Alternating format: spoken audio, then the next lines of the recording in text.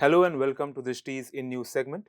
Today we'll discuss the amendments which have been proposed to the Forest Conservation Act of 1980. It is being said that the forests are being redefined.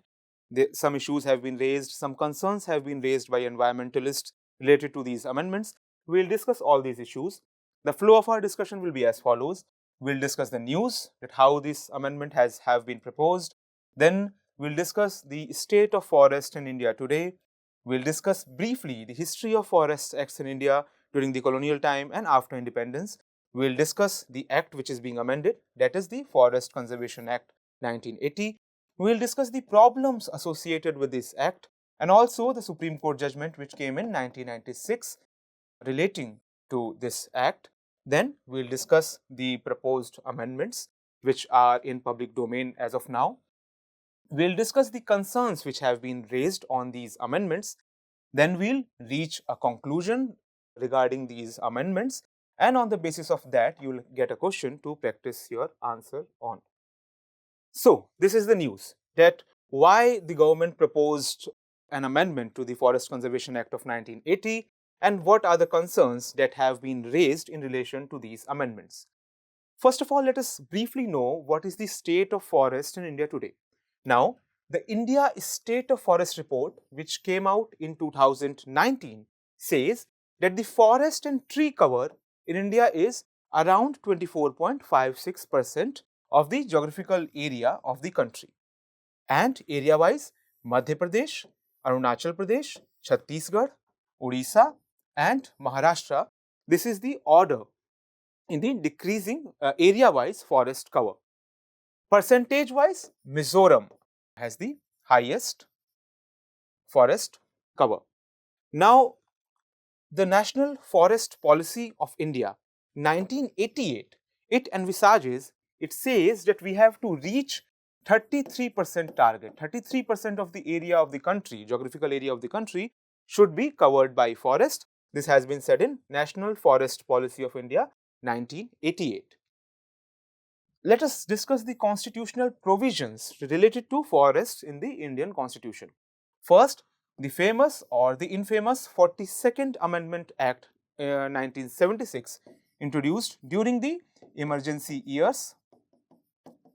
It brought forest and the protection of wild animals and birds from state list to concurrent list.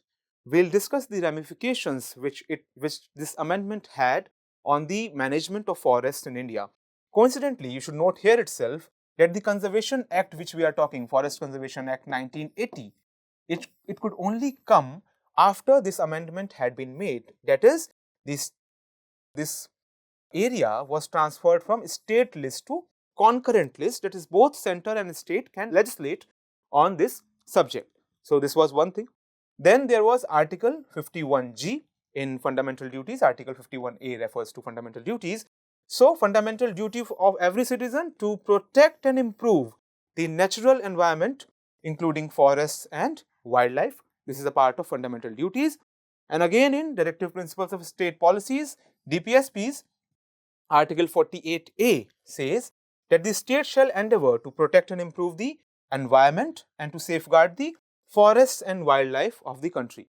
So, forest and wildlife is there in fundamental duties, forest and wildlife conservation is there in Directive Principles of State Policy, and 42nd Amendment Act 1976 transferred this subject from state list to concurrent list. Let us briefly discuss the history of the Forests Act in India. Now remember, during the colonial times, when the centralized government was there of the colonial rulers, they saw forests as a resource to be exploited and only to be exploited, as has been said by environmental historians like Ramchandra Guha, Madhav Gadgil et al. So, briefly let us know what was the trajectory of the Forest Acts which evolved prior to independence. So, in 1865, this act came, and hereafter, just prior to that, basically in 1864, the Forest Department was established, and 1865 mandated British control over forests. So, for the first time, the modern state in India established or tried to establish its control over the forest. Thereafter, in 1878, the Forest were classified for the first time as reserved forests, protected forests, and the village forests. This classification in other forms continue even today. So reserved forest had the highest form of protection. Protected forests were the forests which were taken over or were planted by the government for certain products like, let's say, timber. And village forests were the forests which had the ownership of a village but were under control of the government. So this was the basic classification which was introduced in 1878, and severe fines were established during this time so as to further evolve the control of the British over the Indian forests. Now, thereafter came Forest Act of 1927. It extended the state controls over forests. State could make further legislations over forests. Now, after independence came India's forest policy of 1952. Just after independence this came, but it was basically an extension of colonial forest policy. There was awareness that forests have to be concerned, but it was a time just immediately after the World War II. A huge expansion of infrastructure was going on even in India. Trees were needed for several projects, dams, railway lines, and so on. So, huge areas of forest were cleared to raise revenue for the state. And thereafter came the watershed Forest Conservation Act in 1980. So, Forest Conservation Act 1980 prohibits the felling of forests for any non-forestry use without prior clearance from the central government. This came in 1980. We saw that 42nd Amendment way back in 1976 had cleared that central government could legislate on this subject. So, hereafter came this act in 1980. Central government got paramount importance in deciding that if any land could be cleared for any use, any land that has been marked as forest.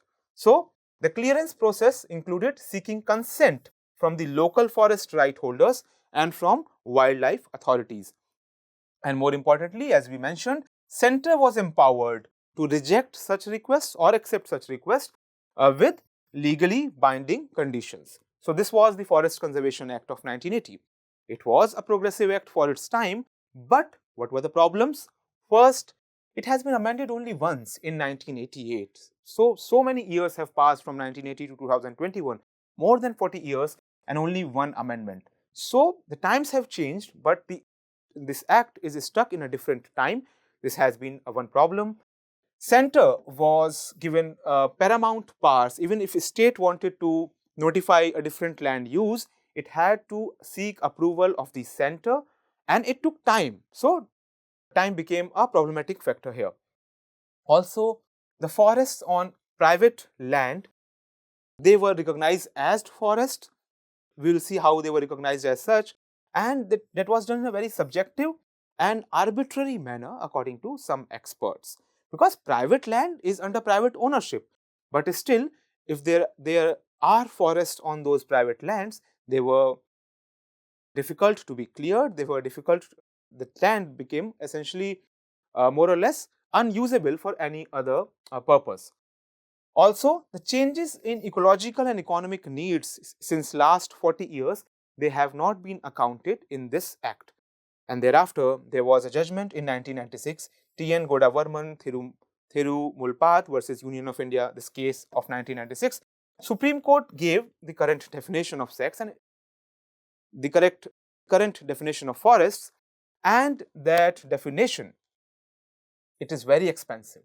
So, basically Supreme Court expanded the definition and scope of the forest land. All areas recorded as forest in any government document, irrespective of ownership, recognition or classification, they were deemed as forests.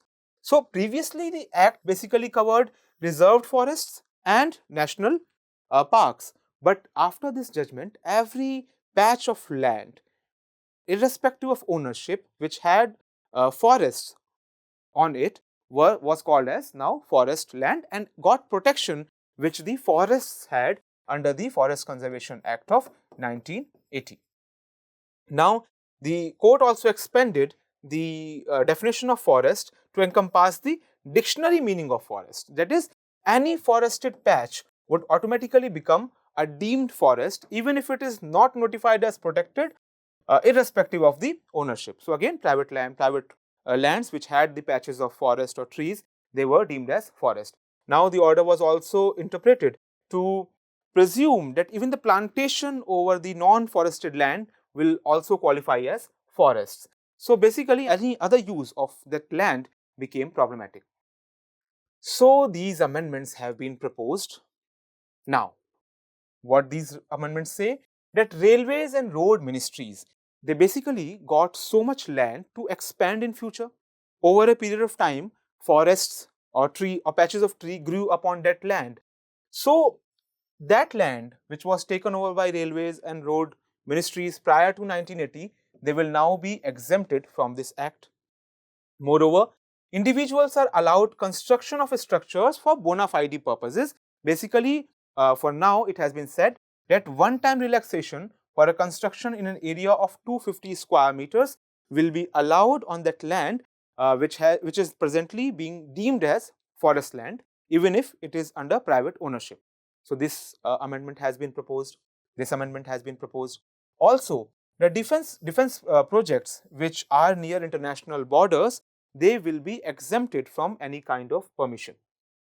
Also, oil and natural gas extraction, which has been caught up in several delays because Forest Conservation Act 1980 and thereafter the Supreme Court judgment of 1996 prevents fast decisions on such extraction projects by these ministries, oil and natural gas ministries. So such extraction from forested lands will be permitted, but only if technologies such as extended reach drilling technologies are used. This technology per se is not very detailed, information is not needed. This is a kind of drilling technology in which horizontally the horizontal extraction, horizontal drilling is more important in comparison to the vertical drilling, so that the more efficient drilling methods can be used. So this is what extended reach drilling is all about. So even this extraction is permitted from forested lands, and strip plantations alongside roads that fall presently under the Forest Conservation Act of 1980, they will also be exempted as per the proposed amendments. So now, what are the concerns that have been raised by various environmentalists on these proposed amendments? First, that once these amendments are okayed, these relaxations, they will virtually allow corporate ownership of so much of presently forested land, and that will in turn lead to disappearance of vast tracts of forest. So while our policy of 1988 mandates that we have to reach a target of 33%, and in more than 30 years we have not been able to reach this target, after these amendments, this target will become even more far-fetched, even more impossible. Also, it has been said that after the exemption of forest on private land, many forests may disappear. For example, in Uttarakhand, which has so much forested land, 4% of that land is under what we call private forests. So since private forests are being exempted, are being given so many exemptions, environmentalists have raised this concern. Now, a major lacune in the proposed amendments is that it fails to take into account tribals and the forest dwelling communities. This amendment does not address their needs or the uncertainties that may arise after these amendments come into force. Also, these amendments will be detrimental not only to forests but also to wildlife, especially elephants, tigers, leopards. We had Project Elephant, we have Project Tiger. India has dedicated so much of resource, so much of policy making to these projects, and once these amendments come into force, it will be detrimental to the efforts which have been undertaken in the light of their vulnerability. Now, moving on further, it is also being said that since private ownership based forests will be allowed construction of 250 square meters for once, so basically it will lead to fragmentation of the forest, as well as the Aravalli mountain regions. Presently in Haryana, this region was so much in news because real estate developers have tried to poach on this land even after so much protections provided by acts. So once these protections are taken back, it may lead to fragmentation, and regions such as Aravalli mountains, they will be open for poaching by real estate developers. So on the basis of these concerns, what conclusions do we reach? Are these amendments not necessary? Not so. Basically, the consultation paper has been made public. This is the first good thing about these amendments, because what has been done in so many other cases, and which is a very bad thing for democratic tradition, that usually statutory changes are made to the laws which are not for public, which are not open for public debate, which are not open for parliamentary debate. But in this case, this consultation paper has been made public, and the decision would be made through parliamentary processes. So there are chances that the concerns will be taken care of, and there will be accountability regarding the changes which are going to be made. Now, Ministry of the Forest and Climate Change, Ministry of Environment, Forest and Climate Change, has clearly stated that basically rail and roads, these ministries have been emphasizing for these amendments, and we have seen that their rationale is quite clear, and it is basically to cater to the demands of these ministries that these amendments have been brought on, and there will be a public debate on the needs specifically of railways and roads, and if the public demand is satiated, if the public debate agrees that their demands are genuine, then only the amendments will proceed, as is the situation right now. Also, apart from the various exemptions, these amendments, they also make forest laws more stringent for notified forests. So it is not only that these amendments are going to give only exemptions or relaxations, certain stringent laws are going to be introduced for the notified forest. It also disallows any kind of diversion in certain forests. So protection element is as relevant in these amendments as is the relaxation element.